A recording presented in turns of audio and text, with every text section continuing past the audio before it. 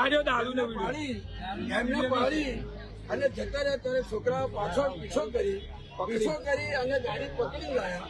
એ દરમિયાન મારો ભત્રીજો નૈમેશ ઠાકોર વિડીયો ઉતારતો હતો. પોલીસે કઈક અંદર મિલીભગત કરી. પીસીઆર કોણ હતી મને ખ્યાલ નથી, પણ પોલીસે અંદર તોડબાદ કરી, સેટિંગ કરી અને ગાડી રવાના કરી. મારો છોકરો લાઈવ કરે છે તો એના ઉપર ગાડી નાખી અને અત્યારે હોસ્પિટલ લઈ ગયા. પહેલા કાયદેસર આ તો આરોપી છે, પણ એનાથી 10 ગણા આરોપી પોલીસ છે. પોલીસ ઉપર કાયદેસર કાર્યવાહી થવી જોઈએ. અને હું સોલંકી સાહેબ આપને પૂછું છું કે 3 જણા કોણ છે? એમના રિલેટિવ 3 જણ કોણ છે? જવાબ આપો કોણ છે?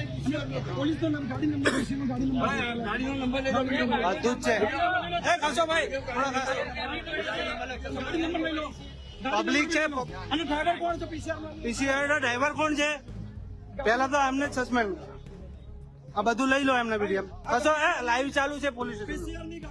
હા, જે પીસીઆર લઈને આવી છે.